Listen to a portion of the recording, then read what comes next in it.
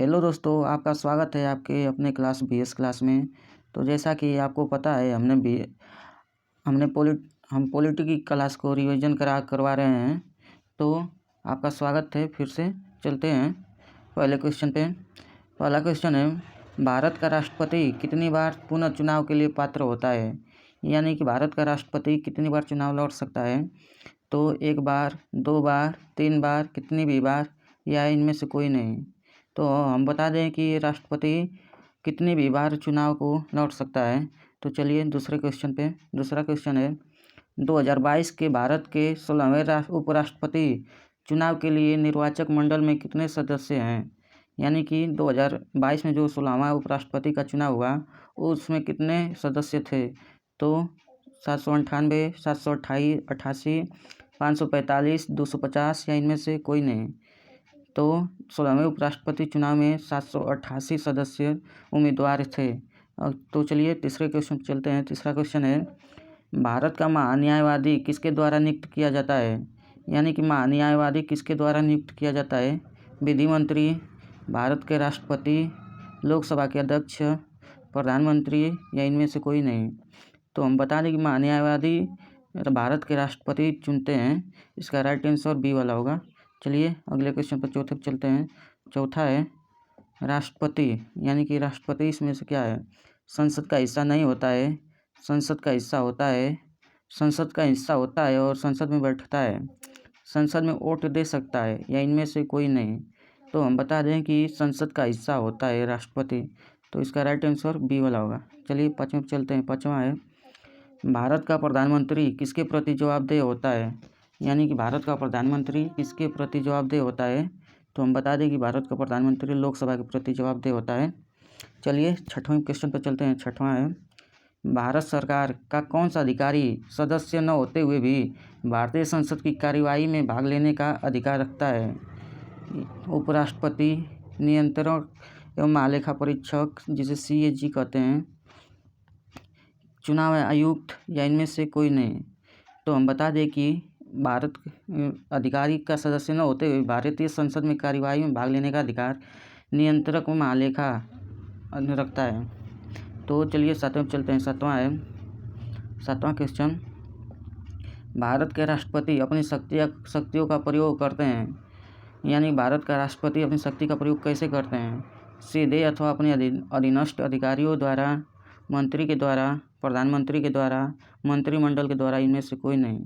तो हम बता दें कि राष्ट्रपति अपनी शक्तियों का उपयोग सीधे अथवा अधीनस्थ अधिकारियों द्वारा करते हैं। यानी सातवें का राइट आंसर ए वाला होगा। तो चलिए आठवें पर चलते हैं। आठवां है, आमतौर पर भारत के प्रधानमंत्री होते हैं। यानी कि भारत के प्रधानमंत्री होते हैं संसद का सदस्य नहीं, लोकसभा का सदस्य, राज्य का सदस्य, दोनों सदनों का सदस्य, या इनमें से कोई नहीं। तो हम बता दें कि आमतौर पर प्रधानमंत्री लोकसभा का सदस्य होता है। यानी कि आठवें का राइट आंसर बी वाला। तो चलिए नौवें पर चलते हैं। नौवां है, यदि राष्ट्रपति एवं उपराष्ट्रपति का पद खाली हो तो भारत का राष्ट्रपति यानी राष्ट्रपति और उपराष्ट्रपति दोनों का पद खाली हो तो राष्ट्रपति कौन होगा? प्रधानमंत्री होगा, भारत का मुख्य न्यायाधीश, लोकसभा अध्यक्ष, या इनमें से कोई नहीं।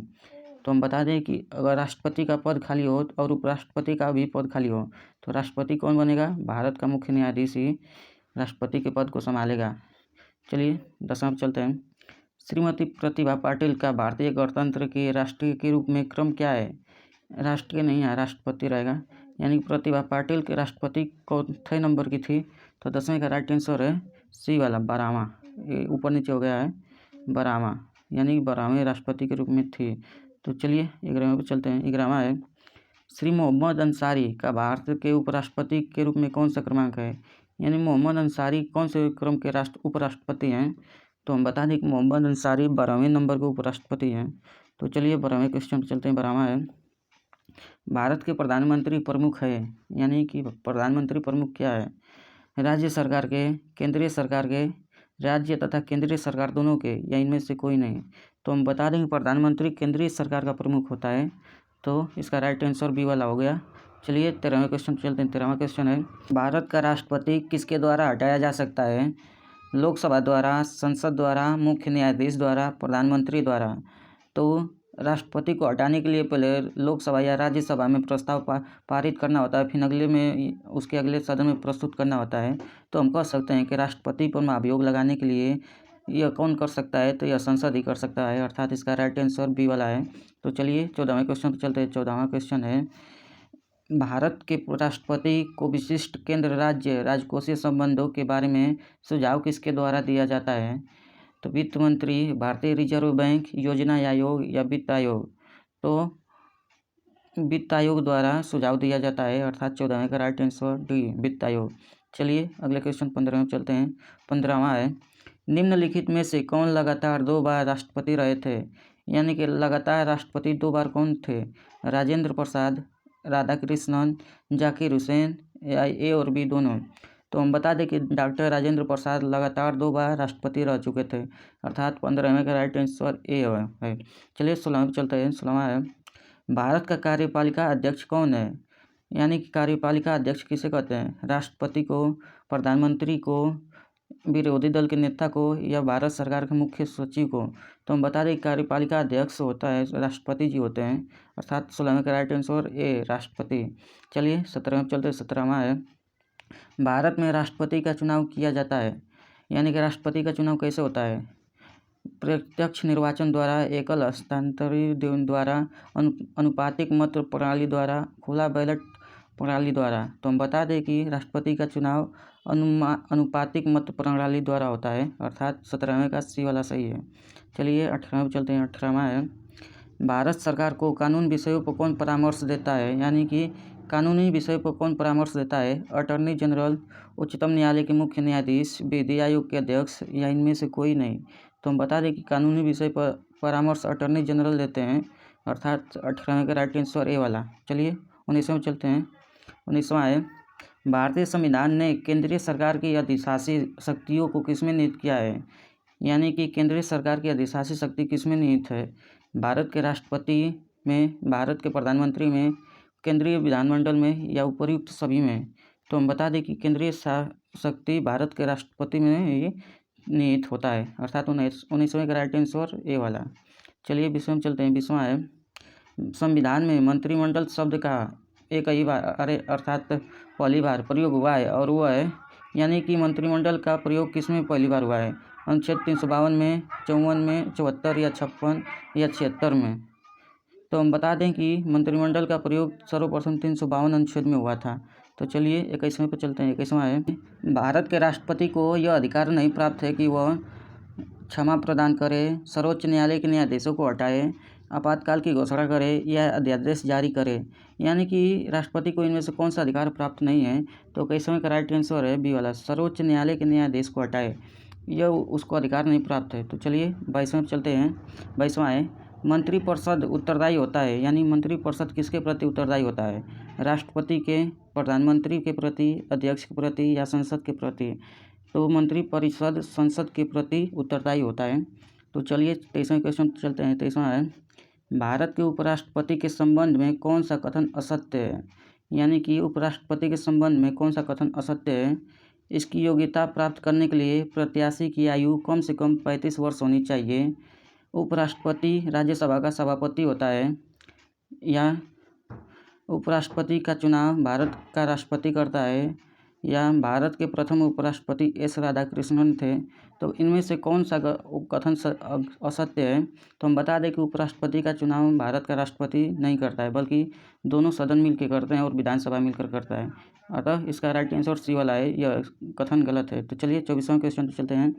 भारतीय संविधान भारत के राष्ट्रपति को यह अधिकार नहीं देता है। राष्ट्रपति के पास कौन सा अधिकार नहीं है, यही बताना है हमको। प्रधानमंत्री की नियुक्ति, राज्य के मुख्यमंत्री की नियुक्ति का अधिकार नहीं देता है, रक्षा बलों के सर्वोच्च कमांडर होने का, या देश के किसी भाग में आपातकालीन स्थिति लागू करने का? तो इनमें से कौन सा अधिकार राष्ट्रपति को नहीं है? तो राज्य के मुख्यमंत्री के नियुक्ति का अधिकार राष्ट्रपति के पास नहीं होता है, अर्थात 24वें का राइट आंसर बी वाला। तो चलिए 25वें चलते हैं। 25वां है, अगर भारत के राष्ट्रपति के चुनाव में कोई विवाद है तो उस विवाद को सौंपा जा सकता है। यानी कि राष्ट्रपति के चुनाव में कोई विवाद है तो वह कौन सुलझा सकता है? भारत के महाधिवक्ता, संसद को, भारत के सर्वोच्च न्यायालय को, या इनमें से कोई नहीं? तो हम बता दें कि राष्ट्रपति के चुनाव की समस्या को भारत का सर्वोच्च न्यायालय सुलझाता है, अर्थात 25वें का राइट आंसर सी वाला। चलिए 26वें चलते हैं। भारत के रक्षा बल का सुप्रीम कमांडर होता है, यानी कि रक्षा बल का सुप्रीम कमांडर कौन होता है? भारतीय सेना का सेनाध्यक्ष, राष्ट्रपति, प्रधानमंत्री, रक्षा मंत्री या इनमें से कोई नहीं। तो हम बता दें कि रक्षा बल का सुप्रीम कमांडर भारत का राष्ट्रपति होता है। तो चलिए 27वें पे चलते हैं। 27वां है, डॉक्टर राजेंद्र प्रसाद जो भारत के पहले राष्ट्रपति थे, पूर्व में किस पद पर आसीन थे? यानी कि राजेंद्र प्रसाद राष्ट्रपति थे तो उसके पहले कौन से पद पर थे? बिहार के मुख्यमंत्री, पटना नगर पालिका के चेयरमैन, पटना के मेयर, छपरा के प्रधान पोस्ट मास्टर या इनमें से कोई नहीं। तो राजेंद्र प्रसाद राष्ट्रपति बनने से पहले पटना नगर पालिका के चेयरमैन थे, अर्थात 27वें का राइट आंसर बी वाला। तो चलिए 28वें चलते हैं। 28वां है, डॉक्टर APJ अब्दुल कलाम भारत का राष्ट्रपति के रूप में कालक्रमानुसार क्रम क्या है? यानी कि राष्ट्रपति कौन से क्रम के थे? तो हम बता दें कि APJ अब्दुल कलाम राष्ट्रपति 11वें नंबर के थे। तो चलिए 29वां में चलते हैं। 29वां है, यदि भारत का राष्ट्रपति का पद खाली है और उपराष्ट्रपति तथा मुख्य न्यायाधीश का उपलब्ध नहीं है तो भारत का राष्ट्रपति किसे नियुक्त किया जाएगा? यानी कि राष्ट्रपति का पद खाली है और उपराष्ट्रपति और मुख्य न्यायाधीश भी नहीं है तो उस समय कौन राष्ट्रपति का पद संभालेगा? तो हम बता दे रहे हैं कि उस समय सुप्रीम कोर्ट के वरिष्ठ न्यायाधीश ही राष्ट्रपति का पद को संभालेंगे, अर्थात इसका राइट आंसर सी वाला। तो चलिए 30वें क्वेश्चन पे चलते हैं। 30वां है, यदि राष्ट्रपति उपराष्ट्रपति अक्षम है तथा उनकी मृत्यु कार्यकाल में हो जाती है तो कार्यकारी राष्ट्रपति कौन होगा? कहने का मतलब कि राष्ट्रपति की मृत्यु हो जाती है और उपराष्ट्रपति अक्षम है तो राष्ट्रपति का पद कौन संभालेगा? प्रधानमंत्री, सर्वोच्च न्यायालय के मुख्य न्यायाधीश, कानून मंत्री या गृह मंत्री? तो उस समय सर्वोच्च न्यायालय के मुख्य न्यायाधीश ही राष्ट्रपति का पद संभालेगा, अर्थात 23वें का राइट आंसर बी वाला। चलिए 31वें चलते हैं। पंडित नेहरू इस समय तक प्रधानमंत्री थे, मतलब कि प्रधानमंत्री कब तक थे? तो हम बता दे रहे हैं कि प्रधानमंत्री 1964 ईस्वी तक थे, उसके बाद उनकी मृत्यु हो गई। चलिए 32वें चलते हैं। 32वां है, उस राज्य का नाम बताइए जहाँ से भारत के प्रथम राष्ट्रपति चुने गए। यानी कि वो कौन सा राज्य है जहाँ प्रथम राष्ट्रपति वहीं से बने? तो हम बता दें उत्तर प्रदेश, मध्य प्रदेश, पश्चिम बंगाल या बिहार। तो बिहार ये ऐसी धरती है जहाँ से पहले राष्ट्रपति जी राजेंद्र प्रसाद जी हुए थे, यानी कि 32वें का राइट आंसर डी। चलिए 33वें में चलते हैं। 33वां है, वैज्ञानिक तथा औद्योगिक अनुसंधान परिषद का अध्यक्ष कौन होता है? तो भारत का राष्ट्रपति होता है, भारत का उपराष्ट्रपति होता है, भारत का प्रधानमंत्री या केंद्रीय मंत्री विज्ञान एवं प्रौद्योगिकी? तो वैज्ञानिक औद्योगिक अनुसंधान का परिषद का अध्यक्ष भारत का प्रधानमंत्री होता है। तो चलिए 34वें क्वेश्चन पे चलते हैं। 34वां है, उस राज्य का नाम बताएं जहाँ से अधिकतम संख्या में केंद्रीय रेलवे मंत्री बने हैं। यानी कि वो कौन सी राज्य है जहाँ से केंद्रीय रेलवे मंत्री अधिकतम बने हैं? उत्तर प्रदेश, बिहार, महाराष्ट्र, आंध्र प्रदेश। तो इस मामले में भी बिहार 1 नंबर पे है, अर्थात इसका राइट आंसर बी वाला बिहार होगा। चलिए 35वें पे चलते हैं। 35वां है, डॉक्टर राजेंद्र प्रसाद अपने वर्ष तक भारत के राष्ट्रपति रहे, यानी कितने वर्ष तक वह भारत के राष्ट्रपति बने रहे? तो 6 वर्ष, 8 वर्ष, 12 वर्ष या 5 वर्ष? तो हम बता दें कि 12 वर्ष तक वह भारत के राष्ट्रपति थे। 1950 से लेकर 1962 तक भारत के राष्ट्रपति बने रहे, अर्थात चलिए अब 36वें चलते हैं। रामनाथ कोविंद भारत के राष्ट्रपति बने थे, यानी कि वे चौथे नंबर के राष्ट्रपति थे रामनाथ कोविंद। तो हम बता दे रहे हैं कि भारत के राष्ट्रपति 14वें नंबर के रामनाथ कोविंद राष्ट्रपति थे। 37वें चलते हैं। 37वां है, राष्ट्रपति अपना त्यागपत्र किसे सौंपता है? यानी कि राष्ट्रपति अपना त्यागपत्र किसे देता है? मुख्य चुनाव आयुक्त, प्रधानमंत्री, उपराष्ट्रपति, लोकसभा के स्पीकर को? तो राष्ट्रपति अपना त्यागपत्र उपराष्ट्रपति को सौंपता है, अर्थात 37वें का राइट आंसर सी वाला उपराष्ट्रपति। चलिए 38वें चलते हैं। 38वां है, भारत के राष्ट्रपति के चुनाव के लिए कौन सी योग्यता आवश्यक नहीं है? यानी कि राष्ट्रपति के चुनाव के लिए कौन सी योग्यता आवश्यक नहीं है? वो भारत का नागरिक हो, 35 वर्ष से अधिक आयु, लोकसभा का सदस्य, कोई लाभकारी पद का अधिकारी न हो। तो हम बता दे रहे हैं कि लोकसभा का सदस्य होना आवश्यक नहीं है। अगर वो लोकसभा का सदस्य है तो राष्ट्रपति बनने के बाद वो उसे पद त्यागना पड़ेगा, अर्थात 38वें का राइट आंसर सी वाला लोकसभा का सदस्य। चलिए 39 पर चलते हैं। 39 है, राष्ट्रपति चुनाव 2012 में पराजित उम्मीदवार थे, यानी कि 2012 में जब राष्ट्रपति का चुनाव हुआ तो उस समय कौन पराजित हुआ, तो हम बता दे रहे हैं कि प्रणब मुखर्जी जी थे और श्री PM संगम्मा जी थे। इनका 2012 में चुनाव हुआ था, लेकिन उस समय PA संगम्मा जी ने चुनाव को हार लिया। तो इसका राइट आंसर सी वाला। तो चलिए 40 पर चलते हैं। 40वां है, भारत के राष्ट्रपति के महाभियोग की प्रक्रिया है, यानी कि भारत के राष्ट्रपति की महाभियोग की प्रक्रिया है न्यायिक प्रक्रिया, अर्ध न्यायिक प्रक्रिया, विधायी प्रक्रिया, कार्यपालिका प्रक्रिया, इनमें से कोई नहीं। तो हम बता दें कि भारत के राष्ट्रपति पर महाभियोग लगाने की प्रक्रिया अर्ध न्यायिक प्रक्रिया है, अर्थात 40वें का राइट आंसर बी वाला है। चलिए 41वें क्वेश्चन चलते हैं। 41वां है, संविधान के अनुसार निम्नांकित में से क्या शब्दशः भारत के राष्ट्रपति की शक्ति नहीं है, यानी कि इनमें से कौन सा राष्ट्रपति का शक्ति नहीं है। अध्यादेश का प्रख्यान, उच्चतम न्यायालय से परामर्श करना, संसद के सदनों को संदेश भेजना, क्षमादान करना, या इनमें से कोई नहीं, या एक से अधिक। तो हम बता दें कि अध्यादेश का प्रख्यान भी है और उच्चतम न्यायालय के से परामर्श करना भी, संसद के सदनों को संदेश भेजना भी, क्षमादान करना भी राष्ट्रपति का शक्ति है। तो इनमें से हम बता दे रहे हैं कि इनमें से कोई वाला ऑप्शन नहीं होगा। 42वां क्वेश्चन है कि भारत सरकार की पदानुक्रम और सारणी में भारत के मुख्य न्यायाधीश के ऊपर कौन आता है। भारत का महान्यायवादी, भूतपूर्व राष्ट्रपति, चीफ ऑफ स्टाफ्स, लोकसभा का अध्यक्ष, या इनमें से कोई नहीं। तो हम बता दें कि मुख्य न्यायाधीश के ऊपर भूतपूर्व राष्ट्रपति यानी कि राष्ट्रपति का पद आता है, अर्थात 42वें का राइट आंसर बी वाला होगा। चलिए 43वें में चलते हैं। 43वां है, भारत के उपराष्ट्रपति का चुनाव किस तरह से होता है। राष्ट्रीय स्तर पर सीधे चुनाव से, राष्ट्रपति द्वारा मनोनयन से, लोकसभा के सांसद और विधानसभा के विधायकों द्वारा सीधे चुनाव से, लोकसभा और राज्यसभा के सांसदों द्वारा सीधे चुनाव से, या इनमें से कोई नहीं। तो इसका राइट आंसर है डी वाला, लोकसभा और राज्यसभा के सांसदों द्वारा सीधे चुनाव से। तो चलिए 44वें पर चलते हैं। 44वां है, राज्यसभा का सभापति कौन है। राष्ट्रपति, उपराष्ट्रपति, लोकसभा अध्यक्ष, या इनमें से कोई नहीं। तो राज्यसभा का सभापति उपराष्ट्रपति होता है। 44वें का बी वाला। चलिए 45वें पर चलते हैं। 45वां है, उपराष्ट्रपति को पद से हटाने संबंधी प्रस्ताव प्रस्तुत किया जा सकता है, यानी कि उपराष्ट्रपति को पद से हटाने के लिए जो प्रस्ताव प्रस्तुत होता है किसमें होता है। संसद के किसी भी सदन में, लोकसभा में, राज्यसभा में, या इनमें से कोई नहीं। तो हम बता दे रहे हैं कि पद से हटाने का प्रस्ताव राज्यसभा में होता है उपराष्ट्रपति के लिए, और राष्ट्रपति के लिए किसी भी सदन में कर सकते हैं, लोकसभा या राज्यसभा में, लेकिन उपराष्ट्रपति के लिए सिर्फ राज्यसभा में पहले प्रस्ताव पारित करना होता है, फिर लोकसभा में। तो 45वें का राइट आंसर सी वाला। चलिए 46वें पर चलते हैं। 46वां है, भारत के राष्ट्रपति का निर्वाचन किस प्रकार होता है। प्रत्यक्ष रूप से, राज्यसभा के सदस्य द्वारा, लोकसभा के सदस्य द्वारा, अप्रत्यक्ष मतदान द्वारा, या इनमें से कोई नहीं। तो हम बता दे रहे हैं कि राष्ट्रपति का निर्वाचन अप्रत्यक्ष मतदान द्वारा, संसद के दोनों सदनों द्वारा होता है, अर्थात राइट आंसर डी वाला, अप्रत्यक्ष मतदान से। चलिए 47वें में चलते हैं। 47वां है, निम्न में से किसे संसद के दोनों सदनों में बोलने, अन्य कार्यवाहियों में सम्मिलित होने एवं किसी भी संसदीय कमेटी का सदस्य होने का अधिकार है, परंतु उसे अधिकार वोट देने का अधिकार नहीं है। यानी कि कार्यवाही में शामिल होने का अधिकार किसे है और परंतु वोट देने का अधिकार नहीं है। भारत के नियंत्रक एवं महालेखा परीक्षक को, भारत के मुख्य चुनाव आयुक्त को, वित्त आयोग के अध्यक्ष को, या अटॉर्नी जनरल को, या इनमें से कोई नहीं।